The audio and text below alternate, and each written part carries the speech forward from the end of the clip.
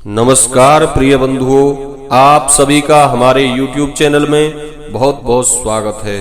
बंधुओं, आज के इस वीडियो में आप श्रवण करेंगे वैशाख मास के कृष्ण पक्ष की बरुथनी एकादशी की व्रत कथा और व्रत की विधि, किस प्रकार एकादशी व्रत करना चाहिए। तो चैनल पर नए हैं, चैनल को सब्सक्राइब कर लें, बेल आइकन को प्रेस कर दें, जिससे कि इस चैनल पर आगे आने वाले सभी वीडियो का नोटिफिकेशन आपको प्राप्त होता रहे।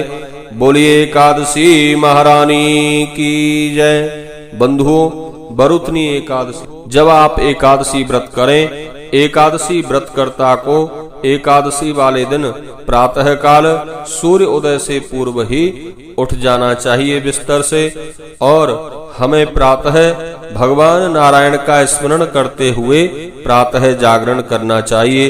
प्रातः काल जगते समय सर्वप्रथम हमें अपने हाथों का अवलोकन करना चाहिए, अपने हाथों को देखना चाहिए। अपने करों का अवलोकन करते समय, देखते समय हमें हो सके तो यह मंत्र बोलना चाहिए, कराग्रे वस्ते लक्ष्मी, कर मध्य सरस्वती, कर मूले स्थितो ब्रह्मा, प्रभाते कर दर्शनम।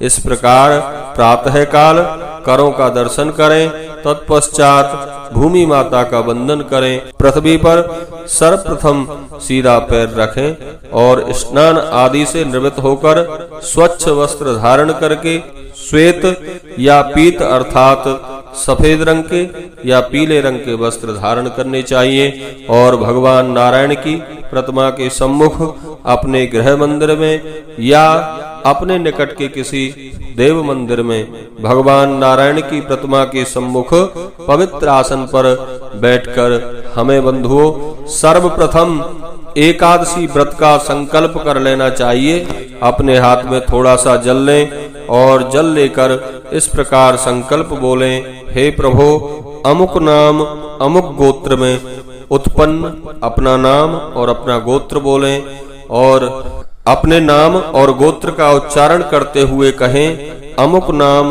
अमुक गोत्र में उत्पन्न मैं आपके चरणों का दास, आपकी प्रसन्नता प्राप्ति के लिए और अपने मन की समस्त शुभकामनाओं की पूर्ति के लिए आज एकादशी व्रत का संकल्प कर रहा हूँ अथवा कर रही हूँ। आप मेरे व्रत को पूर्ण करें, सफल करें। आप सभी व्रतों के स्वामी हैं। इस प्रकार संकल्प बोल के उस जल को भगवान के सम्मुख छोड़ दें, और बंधुओं उसके बाद हमें भगवान नारायण की एकादशी व्रत में भगवान नारायण की विशेष षोडशोपचार से हमें पूजा अर्चना करनी चाहिए। परंतु पूजा के उपरांत भगवान नारायण को एकादशी के दिन तुलसी पत्र हमें अवश्य ही चढ़ाना चाहिए। एकादशी के दिन तुलसी नहीं तोड़ते हैं, इसलिए या तो पहले से टूटी हुई तुलसी हमारे पास रखी हो तो वह तुलसी पत्र भगवान को चढ़ाएं, अथवा हमारे घर के गमले में गिरे हुए जो पत्ते होते हैं उन पत्तों को स्वच्छ करके धुल के भगवान को अर्पित अवश्य करें, क्योंकि भगवान तुलसी पत्र से अत्यधिक प्रसन्न होते हैं और हमारी पूजा को स्वीकार करते हैं। इस प्रकार भगवान की पूजा अर्चना करने के उपरांत हमें एकादशी व्रत की कथा श्रवण करनी चाहिए। तो एक बार प्रेम से कहिए, बोलिए भगवान नारायण की जय, बोलिए विष्णु भगवान की जय, श्री कृष्णचंद्र भगवान की जय। बंधुओं, युधिष्ठिर ने वासुदेव भगवान से विनय पूर्वक निवेदन किया। युधिष्ठिर कहते हैं, हे वासुदेव, मैं आपको नमस्कार करता हूँ। धर्म चर्चा के द्वारा आप मेरी सभी जिज्ञासाओं को शांत करते जा रहे हैं, इससे मुझे बड़ा आनंद मिलता है। अब आप कृपा करके यह बताइए कि वैशाख मास के कृष्ण पक्ष में एकादशी जो आती हैं उनका नाम क्या है, और उसका महात्म्य बताकर मुझे कृतार्थ करें। बंधुओं, भगवान श्री कृष्ण बोले, हे प्रथापुत्र, वैशाख कृष्ण पक्ष की एकादशी का नाम है बरुथनी एकादशी, और यह इस लोक और परलोक में भी सौभाग्य प्रदान करने वाली है। बरुतनी एकादशी के व्रत से सुख और समृद्धि की प्राप्ति होती है एवं मनुष्य के समस्त पाप नष्ट हो जाते हैं। इसके व्रत से लोक के सारे भोग और अंत में मोक्ष की प्राप्ति होती है। बरुतनी एकादशी के व्रत से मानधाता और धुंधमार आदि अनेक राजाओं को स्वर्ग का वास मिला है। बरुतनी एकादशी के व्रत से 10,000 वर्ष की तपस्या करने के बराबर फल मिलता है। भगवान कृष्ण क्षण भर रुककर बोले, हे पांडु पुत्र, घोड़े के दान से पृथ्वी का दान श्रेष्ठ होता है। भूमि दान से भी बड़ा तिल दान की महिमा शास्त्रों में बतलाई गई है। तिल दान से भी बड़ा स्वर्ण दान है और स्वर्ण दान से भी बड़ा अन्न दान है, क्योंकि अन्न से ही समस्त देवता, पितृ और मनुष्य अन्न से ही तृप्त होते हैं। विद्वान लोग कन्यादान को भी अन्य दान के बराबर बताते हैं। गोदान भी कन्यादान के समान है, यह भगवान स्वयं कहते हैं। इन बताए हुए सब दानों से भी बड़ा विद्यादान है और बरुथनी एकादशी का व्रत करने से मनुष्य विद्यादान का फल भी प्राप्त कर लेता है।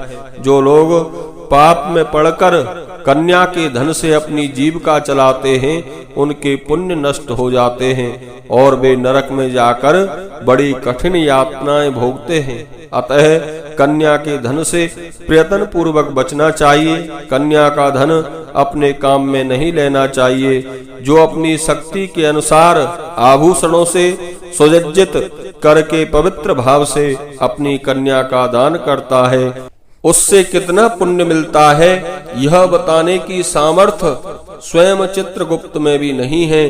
बरुथनी एकादशी का व्रत करने वाले को भी उतना ही फल मिलता है। जो कोई इस व्रत को करना चाहे, उसे 10वीं तिथि को ही बहुत सी वस्तुओं का त्याग कर देना चाहिए, जैसे कांसे के बर्तन में भोजन करना, उड़द, मसूर की दाल, चना, साग, शहद और दूसरे का अन्न, 2 बार से ज्यादा भोजन, इन सभी चीजों का एकादशी व्रत में हमें 10वीं के दिन ही त्याग कर देना चाहिए।